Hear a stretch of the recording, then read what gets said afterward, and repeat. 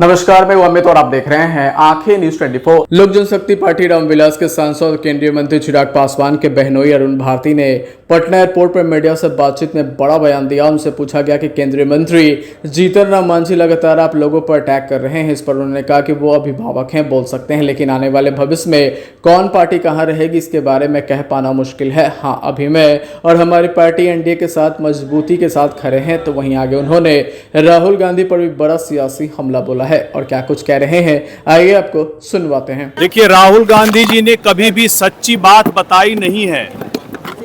आपको याद होगा कि जब उन्होंने महाराष्ट्र में वोट चोरी का वो आरोप लगाते हैं, उसके साथ ही उन्होंने महाराष्ट्र में उन्होंने केस भी किया था और वो महाराष्ट्र के हाई कोर्ट में केस हारने के बाद कल सुप्रीम कोर्ट ने भी उनके उस केस को खारिज कर दिया। जिन नेताओं को राहुल गांधी जी और तेजस्वी यादव को जनता खारिज कर चुकी है, अब अदालतें भी खारिज कर रही हैं।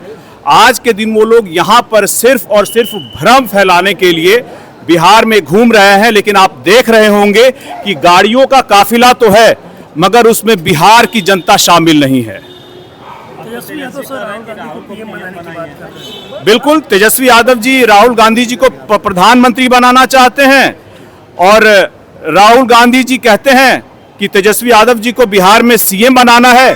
तो ये बताइए कि जिस गठबंधन में है वो क्यों नहीं एक दूसरे को मुख्यमंत्री और प्रधानमंत्री घोषित कर देते हैं। पब्लिक मीटिंग में, पब्लिक मंच पर आकर एक दूसरे को मुख्यमंत्री और प्रधानमंत्री बनाने की बात करते हैं। अपने गठबंधन के अंदर फिर उनके बीच खींचातानी क्यों है? क्यों नहीं गठबंधन के अंदर भी एक दूसरे को घोषित कर देते हैं? देखिए, वो एक दूसरे को झांसा दे रहे हैं, अपने गठबंधन के सहयोगियों को भी झांसा दे रहे हैं कि किस तरह से आपस में सीटों के बंटवारे को लेकर के जो कांग्रेस चाहती है, जो राजद चाहती है, वो हो पाए। अदरवाइज दोनों एक दूसरे का भला नहीं चाहते हैं। वो एक दूसरे को सिर्फ खत्म करने के बारे में बात करते हैं, लेकिन पब्लिक मीटिंग में एक फेस सेविंग के लिए वो दिखाना चाहते हैं कि भाई हम इनको प्रधानमंत्री और इनको मुख्यमंत्री आपस में बनाना चाहते हैं।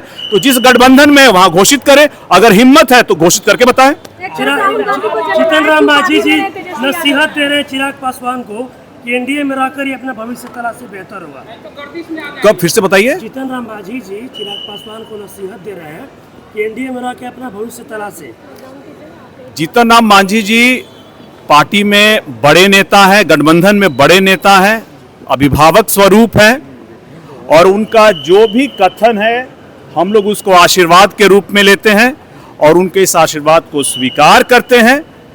आने वाले भविष्य में कौन नेता कहां होगा ये तो भविष्य ही जानता है, लेकिन आज के दिन लोक जनशक्ति पार्टी रामविलास मजबूती के साथ एनडीए गठबंधन में है, भले कोई और नेता हो या ना हो। लेकिन चिराग पासवान को लगातार जीतन राम मांझी जो है वो अटैक करते रहते समय पर, लेकिन आप हमेशा ये कहते हैं अभिभावक हैं, आशीर्वाद लेते हैं, लेकिन लगता नहीं कि मैसेज निगेटिव जाता है। आज भी उनके कथन को हम लोग आशीर्वाद के रूप में ही लेते हैं। देखिए, हमारा लक्ष्य बड़ी पार्टी बनने की तरफ अग्रसर है। ऐसे में बीच में कौन नेता क्या बोल रहे हैं, उनके हर बातों को हम सुझाव और आशीर्वाद के स्वरूप लेकर के आगे बढ़ते चलेंगे। राहुल गांधी बोले हैं रैली के दरमियान कि हमारी सरकार को चुनाव आयोग को एफआईआर करेगी। बिल्कुल इनका संवैधानिक अधिकार है। अगर जिसका पूरा परिवार कभी भी बाबा साहेब भीमराव अंबेडकर को कभी सम्मान नहीं दिया, उनके वंशज जब आज संवैधानिक संस्थाओं पर कुठाराघात करने के बारे में सोचते हैं तो ये स्वाभाविक ही है। आप ये बताइए कि जब चुनाव आयोग ने उनसे कहा कि आपने जो भी आपत्तियां और शिकायतें दर्ज की हैं उसके लिए आप एफिडेविट करें, तो राहुल गांधी एफिडेविट क्यों नहीं कर रहे हैं? क्योंकि संवैधानिक और न्यायिक प्रक्रिया ये कहती है कि आपको शपथ पत्र देना पड़ेगा और चुनाव आयोग एक क्वासाई जुडिशियल अथॉरिटी है, पार्टियों के नाम और सिंबल पर वो फैसला देती है। तो क्या उस संवैधानिक संस्था का जो न्यायिक प्रक्रिया है, अगर राहुल गांधी उसको फॉलो नहीं करेंगे, संवैधानिक प्रक्रिया और न्यायिक प्रक्रिया को सिर्फ मीडिया विमर्श बना करके रखेंगे, तो ऐसे नेताओं से जनता को भ्रम जाल से बचना चाहिए, ऐसे नेताओं से बचना चाहिए। अखबार का बिल आया है, वो भी 150 रुपए का। आजकल अखबार पढ़ना भी महंगा होता जा रहा है।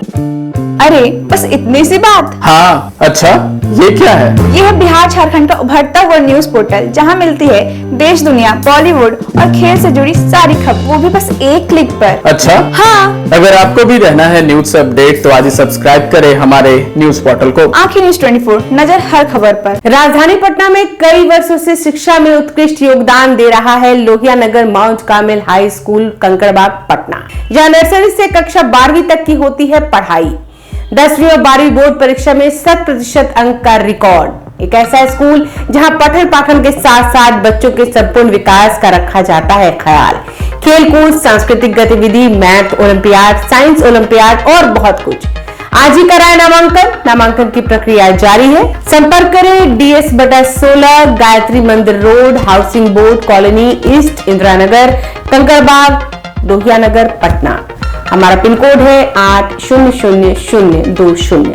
पटना में कई वर्षों से शिक्षा में अहम योगदान दे रहा है Gyansthali high school Alamganj Patna city, जहां 10वीं और 12वीं की बोर्ड परीक्षाओं में 100% अंक प्राप्त कर रहे हैं बच्चे। एक ऐसा स्कूल जहां न केवल होती है पढ़ाई बल्कि साथ ही साथ होती है कल्चरल एक्टिविटी, स्पोर्ट्स एक्टिविटी से जुड़े गेम्स, मैथ ओलंपियाड से लेकर साइंस ओलंपियाड, जहां बच्चों के लिए स्कूल कैंपस अत्याधुनिक सुविधाओं से लैस, छोटे बच्चों के लिए वाहन और ट्रांसपोर्ट की विशेष सुविधा।